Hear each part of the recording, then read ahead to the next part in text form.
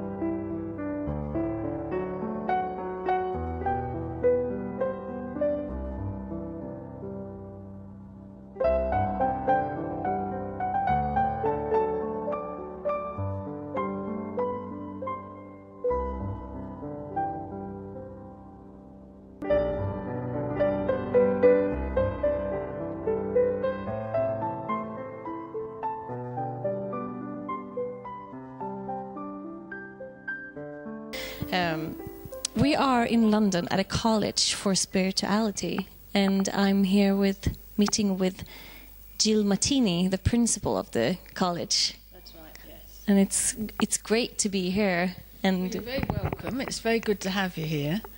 We're the College of Psychic Studies, and the college was founded in 1884.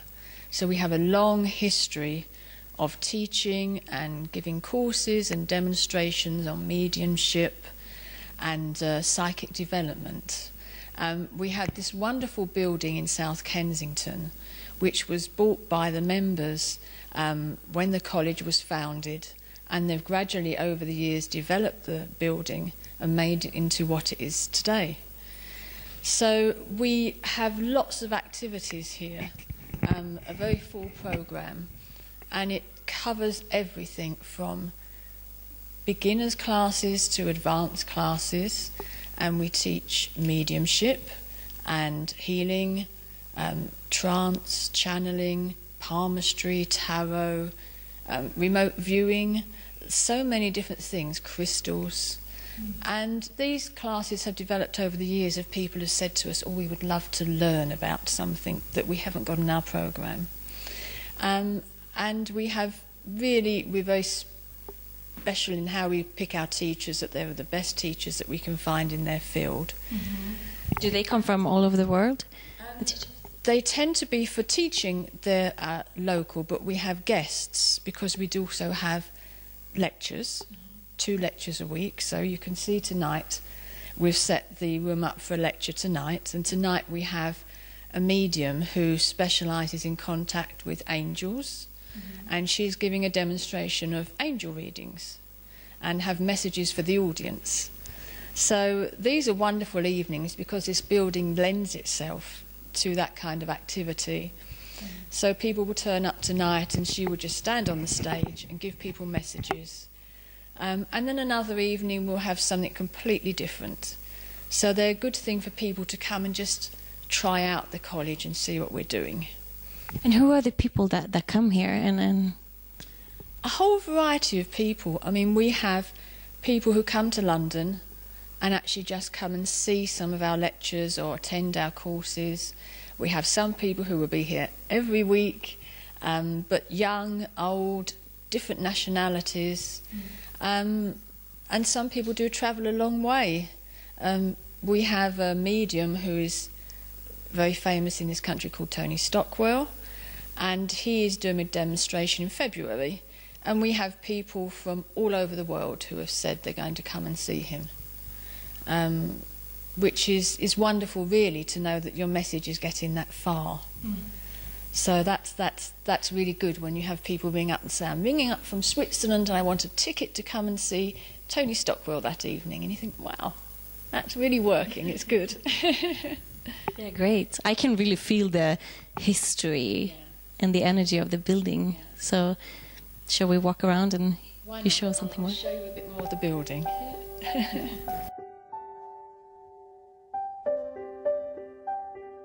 This is the president's office. The college has a president since it started, and I'm the principal, so I deal with everything day to day. The president is a figurehead who really, his name goes down on the list in history, and he's the person who heads up the college and really decides the direction the college is going in. And one of our most famous presidents here is Sir Arthur Conan Doyle, who obviously wrote all the Sherlock Holmes books. Yeah. And it's a wonderful connection to have. And we had very many famous Victorians who were involved with the college. But obviously everybody knows his name. Mm-hmm. Yeah. So at one stage he would have used this office as president to come in and have meetings and to meet with the trustees. So that's really quite special, and I think probably a lot of people come to London and they always go to Baker Street to see where it was said that Sherlock Holmes lived. Mm-hmm. But not many people know that Sir Arthur Conan Doyle had that connection with the college. Mm-hmm. And I think from memory one of his stories actually is to do with someone going into trance and with mediumship, which is obviously a reflection of his interest at the time in the subject. But he started something called the Ghost Club, is that correct? The Ghost Club, yes, they used to meet here, and we have some wonderful old photos in our archives of the Ghost Club members, and they're all very grand with their suits on and their cravats, and they're sitting, as he is. They're all very proper, I mean, much more formal than we are now. But yes, the Ghost Club used to meet here, and I think obviously their main activity was actual kind of ghost hunting and evidence. Mm. But we have a wonderful archive as well, which we have pictures of Victorians with seances, and they used to tie their mediums up onto chairs so they couldn't move, and sometimes they would strip them and just put them in a robe so that they had nothing that they could hide under their clothing to. So it was really quite a show in those days, and mediumship has changed since then. Mm. I mean, some of these photos here show what is said to be, because the Victorians were very keen on very visual mediumship. So ectoplasm, which is all of this white in the pictures, it's said that they produced these images during their mediumship. So that it was visible for others. Absolutely. It was a very, Victorian mediumship was very visual. It's changed, it's not like that now very much, but you can see these are meant to be images that were produced during the mediumship session of images using something called ectoplasm. Mm. So they must have been amazing to watch in those days. And our archives are full of these kind of things, excuse me. So, yeah, great history. Yeah, really, and that you have the archive of it as well. That's exciting. It's wonderful that people actually were very good at keeping records in those days, and we've got lots of photographs, and we've got a shawl which was worn by Madame Blavatsky, or said to be, who was one of the great mediums.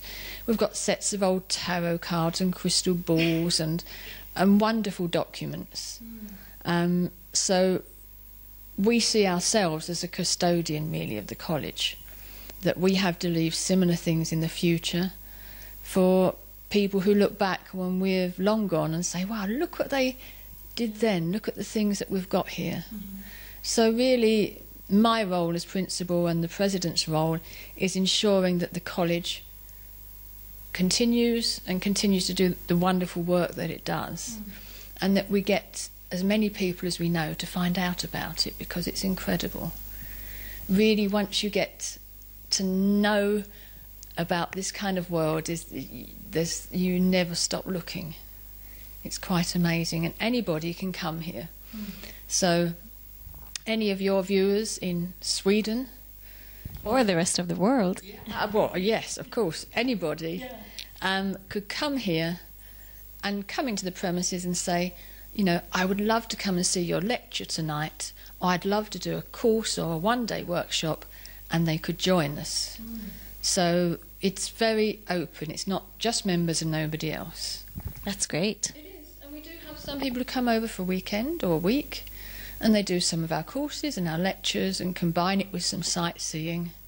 And that sounds like a fun week to me. So yeah, it's not just closed college. Anybody is welcome. So here we have some photos. Yes. As I said before, we have a long history. And really, in the Victorian times, mediumship was very physical.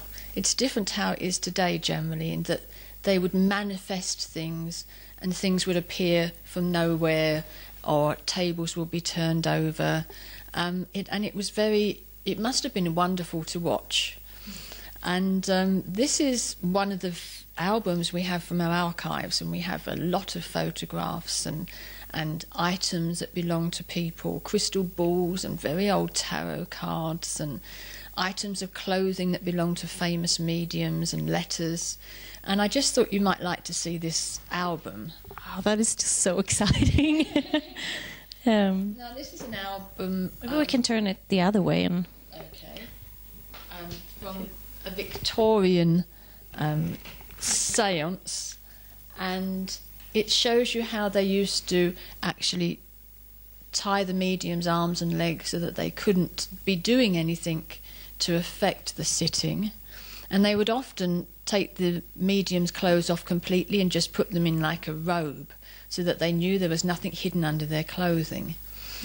And you can just see from the photographs that they must have been amazing spectacles, because it's just so theatrical to start with. And these photos actually say they show that the table is tipping over and that you can see there's no one nearby. So this is just a tiny fraction of the records we have, but somebody's really been careful, and they've annotated them and told the story of what happened that day.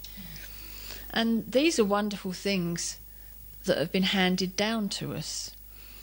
And really the Victorians, and people coming to the college especially, it was a time when there were world wars and lots of people had lost their loved ones, their husband or their son, and they would come to the college and they would be so desperate to actually want to know that their loved one was okay, that maybe they could get a message from them.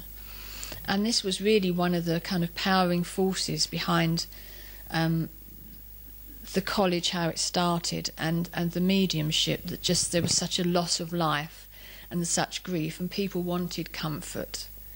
And mediumship in those days was very special, as you can see from the photo. Today it's equally special, but in a very different way.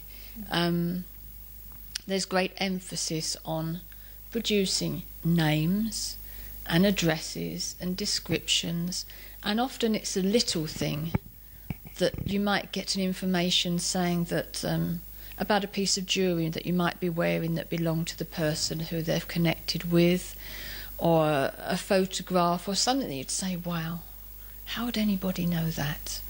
And we place great importance on that today, because there are so many people who don't do mediumship in the correct way. So we train mediums right from the beginning to advanced level, and then we have evenings where we have our students on the stage and they give readings to the audience, so they get a chance to actually use their skills, those are lovely evenings to see how people have developed. And again, anybody can come and see the students and see, you know, how they work. So all of these things are just great, and we've taken a big interest in our archive at the moment, because so many people are interested in the history, and it gives us a real solid feeling as well that, you know, we've been around for a long time, and what we do is of real quality. So yeah, as you can tell, I'm very passionate about it. I can tell. I can tell. Can I have just look at some more here? Yes, I mean they just tell a story really of those are clippings of newspaper articles, but just really of how they used to set up things, and how the audience were sitting there. And we had some very famous mediums come here, and they would often produce items, and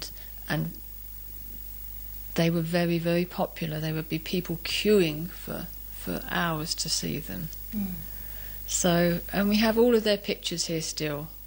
And when I started as principal here, which was in January, I walked around the college and I actually spoke to all of them, all of the pictures on the stairs, and introduced myself and asked for their guidance and help, which a lot of people would probably think I was a bit of a crazy lady, but they are all very much around, and it's what I believe.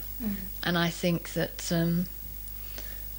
when people have loved a place, if they can see that someone else loves it as much as they do, then they are going to be there to guide them. And that's a wonderful feeling. So I do often speak to the people whose pictures appear around the college. So I haven't told that many people that. I was going to ask you earlier, are they still here? Because they feel very welcoming. It's like you feel welcome when you come here. Yes, I mean, at the moment, this room feels as though there are certainly more than just three of us here. And I think probably there would be an element of curiosity. And also, I think, linking in with the old photos. And we're using apparatus that to the Victorians would have seemed quite magical in itself. So I'm sure there's a certain amount of curiosity as to how things have moved on, and also respecting the past. I think that would be very important to them, that this is the role that we played in the past of bringing things where they are today. So it seems to complete a full circle, which is lovely. So I'm quite sure that there's someone right behind me now, actually. Really just looking over the proceedings and, seeing how things are. So, Jill, your background, because seeing you in this position, it's like, haven't you always been the principal here? Well, actually, I've only been principal here since the beginning of January. So really, only just for 1 month. But I have a long connection with the college before that. I think probably 20 years ago now I started coming here. And I'd always had an interest in mediumship, but I was quite scared of walking through the door. I think because you always imagine everybody else knows so much and you're the only one who doesn't know anything. But anyway, I actually started doing a beginner's mediumship class. Had you done anything before by yourself? Or I've always had a lot of intuition and a lot of feeling about things. So I thought I would just develop that. And I worked my way up into an advanced class for mediumship, and I did that for a number of years. And then I decided I wanted to do some healing as well. And everybody says to me, well, why are you doing healing? And I said, I don't know, I just feel I should do it. So I actually did a year's course here, which was an intensive course, and I became a qualified healer. And I was asked a little while after that to be a trustee. Now, the college has a president and a board of trustees who are all voluntary, but we all love the place and we contribute to the running of the college. So I became a trustee, and I did that for a year, and I really enjoyed it. And our principal left in December, and some of the trustees said to me, well, would you like to be, have you thought about applying to be principal? And I hadn't until then, but I thought, well, actually, I would love to do it. So I had to apply for the job in the normal way, as anyone else would, and I am here now. And it's been a wonderful journey, and if anybody, for me, it proves to me just how amazing life is and where it takes you. And I believe that if you are meant to do something, you will be, it will go in, and everything just went so smoothly, and it's like a jigsaw with the pieces just falling into place. And that, for me, I always think that was meant to be, because I didn't have to fight or struggle or, you know, claw my way there. It just all fell into place. So it just reinforced my belief in how things are. So I'm very honoured, really, that Spirit think that I'm the person for the job. And when I look back and I did my healing and I did my mediumship, and I guess the reason for doing my healing was that I can talk to all of the tutors, whether they're a healer or medium or any of the other disciplines, and I understand their work, and that's really important. It's quite a specialised kind of area that we work in, and you need to have that understanding and passion for what people do to really be able to be effective.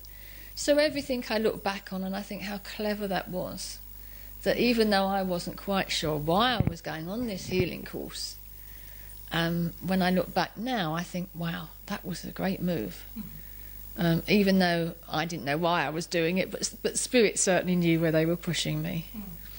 So that's my own story. So today I'm principal here, and every day is just full of something amazing, or someone walks in the door and the story they tell me is just incredible. I just felt I had to come to see you today, and then we have a discussion which you think, wow, that's great, I was just looking for someone like that. Or you know, I had a tutor come in the other day and I'd looked at his courses and I thought, I don't know, we're doing the new programme, but it's hard, it doesn't feel as though he's in them somehow.